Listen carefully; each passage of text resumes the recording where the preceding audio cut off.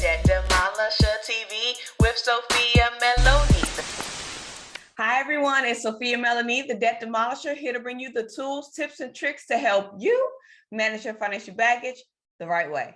I'm super excited to be before you guys on this day, on this National Day of Love. Today is Valentine's Day, and I really want to talk to you all about how we can make sure that we are protecting our money during this season of love. Believe it or not, there are so many people who are falling victim to being scammed out of their money just because someone says that they love them or they want to start a relationship with them, and they may be in a whole nother country, in a whole nother state, in a whole nother atmosphere, and we are falling for this love of quote unquote relationship in exchange for money. I want to tell you guys today how you can protect yourself not only from those scams, but I want you to really be able to see and hear a real life story for yourself. There are so many stories that are shared, so many instances that are reported to government entities to let people know that these scams are on the rise, and not only that, to protect our elders. So not only can all ages be victim to love scams, but more importantly or more severely, it's impacting our older adults that are over 70. And so I want to be able to protect you all, have you guys share this information with your seniors, with your loved ones, because a lot of people are on the internet, a lot of people are on these different platforms, and a lot of people are, believe it or not, looking for love. And when you're looking for love and you're looking for some companionship, sometimes we can fall prey to these requests of the other party, whether it be a man or whether it be a woman. So you have to put yourself in a space where you are wise, and you have to educate those elderlies and even any members of your family that are around you so that they don't fall victim to being prey to this. But the first thing that I want to do is I want to read a letter to you all that was actually submitted by a person who was a victim of this love scam. So on this season of Valentine's Day, on this season of us wanting to really feel love and achieve love from a different source, from a different companion, from a significant other, from another party, I want you to listen closely to this letter as I read through it, and I want you to see if you can highlight any red flags as it relates to what happened to this person. So let's jump into the letter. Written testimony by Kate Clennard in Pennsylvania. Chairman Casey, Ranking Member Scott, and members of the Aging Committee. My name is Katie Kleinhardt, and I am a scam survivor. I am from Glenolden, Pennsylvania, and I have been widowed for 12 years. My husband, Bernie, passed away in 2009. Since then, I've never looked for any romance in my life because I still feel married to my husband. I was not interested in finding another love. But last summer, in August 2020, I received a friend request on Facebook that caught my eye. It was unfortunately the one in a million that I decided to accept and become friends with. His name is Tony. Well, that's what he told me. We exchanged messages for a number of days, and he told me that he was interested in the same things that he saw on my Facebook page, like dogs and gardening. I thought that was wonderful. We started talking on the phone through an app and that he had me download. He told me he was a surgeon working in Iraq through a contract with the United Nations, and that he had 2 children, a little boy and a girl. Tony became romantic much more quickly than I did, and I kept trying to put him off, saying we didn't know each other.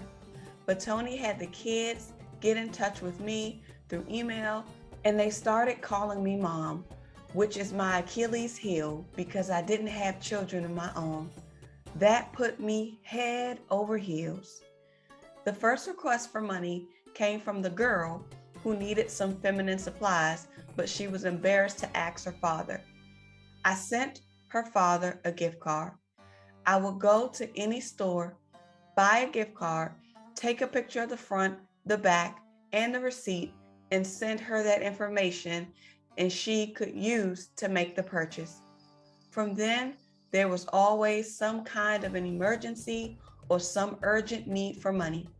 Things also became more seriously between us. Tony wanted to get married. He even asked if we wanted to go out and start looking at houses.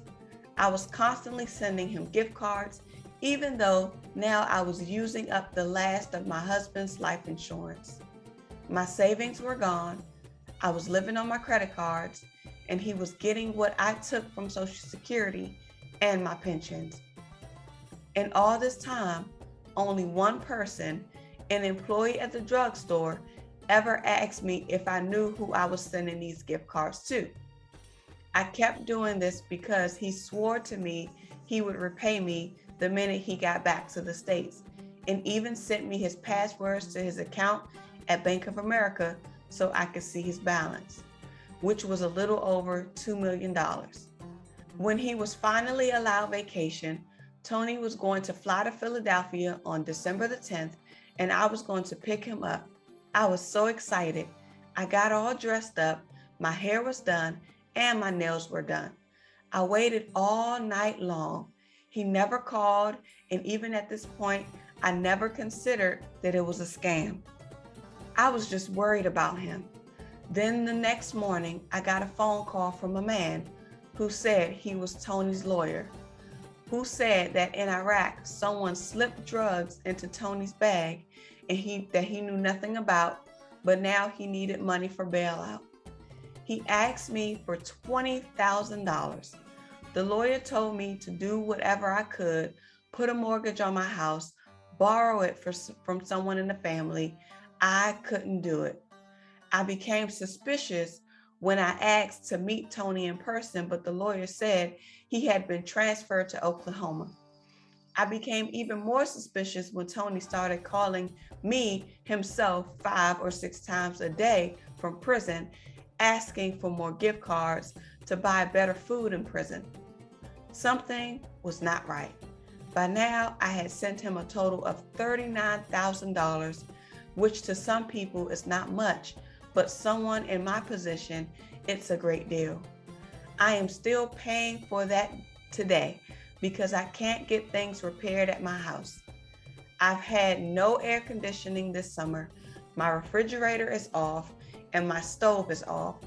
I have been leaning on my family, my sisters especially, to get me through this. But the loss that hurts the most was losing his love and losing his family I thought I was going to have and what my future was going to be. That is much harder to deal with than losing the money. I have since come to find out that all of these pictures he sent me of himself were actually of a doctor in Spain.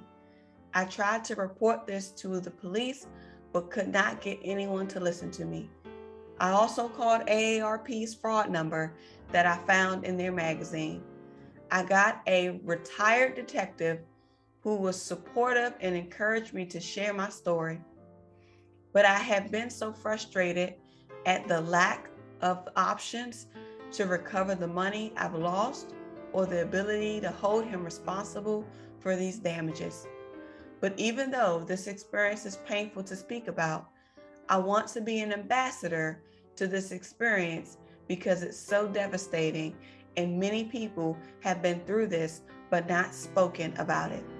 They continue to carry this weight around, but in my case, I got pulled in because I had forgotten how good it felt to be loved. Thank you. Wow.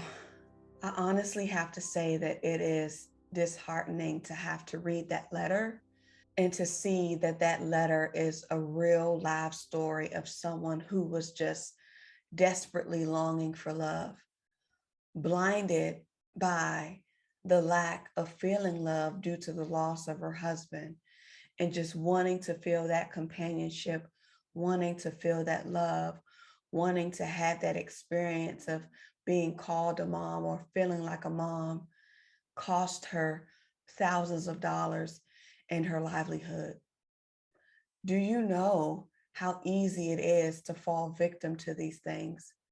Do you know how easy it is to just allow all of your common sense, all of your intuition, all of your suspicions to be placed on the back burner, all in efforts because of a desire to be loved. On this day of Valentine's Day, I want to challenge you all to really think closely about the person who you may be dealing with. If you are dealing with someone who is constantly asking you for money, if you are dealing with someone who is constantly asking you to send them money in any way, shape, or form, not showing up, not allowing you to see them, only coming around when they need something, I want you to raise your red flag and listen to that red flag and release yourself from continuing to be a victim of the scam. Because even if it's someone that you know, even if it's someone that you see, even if it's someone that you may be in a relationship with, it could be some ulterior motives that are underneath the table and they are sinking you dry. So who are you allowing to sink you dry financially out of a space of desiring love? Out of the space of desiring love. So based on a notice that I read that was issued by the Consumer Financial Protection Board, they mentioned this about celebrating love during the season. They said, did you know that Americans report losing more money from romance scams than any other fraud type? And while romance scams affect every age group, older adults aged 70 and older reported the highest medium dollar loss from romance scams. So what are some ways that you could guard your heart? What are some ways that you can guard your finances? What are some ways that you can protect yourself from falling victim to this scam? Let me share you a publication that can help you. So you want to guard your wallet as well as your heart. In this season of romance scams, what are some things that you can do to avoid it? Some tips that you could actually consider to allow yourself to not fall victim of the romance scams. You have to never spend money or gifts to someone who you haven't met in person, even if they happen to send you money first. Even if they happen to send you money first, don't fall victim to it. And most importantly, don't share any of your personal information with these people, with a new love connection. Don't share personal information like your bank account, your credit cards, your social security number, any personal identifiable information. You need to keep that to yourself, especially if it's a new love connection. You want to talk to someone you trust about your new love interest. Allow them to really rationalize and bounce it off to see if something isn't adding up. Because when we are in the season of love, the same way Katie was, she was blindsided and didn't really was able to pick up on the telltale signs of what was happening to her. So pay attention to any concerns that you may get from your friends or family as a result of you sharing what's happening with this new love connection that you found. Another thing is you want to try to do a reverse image search of any pictures that this new love interest may share with you. You can use this option by taking the photos that they give you or using it with another name. And if it doesn't match up, that lets you know that it is a scam. Another thing I want to share with you all that is so important to do if you do fall victim to this is report any online romance scams to the ftc.gov/compliant. It is important that you share this information so that people can be caught, so that these scammers can be caught, and other people won't be able to fall victim to the same thing. Okay, so this is a publication by the Consumer Financial Protection Bureau. It give you high level of what you can do to make sure that you protect yourself and stand clear of the scams.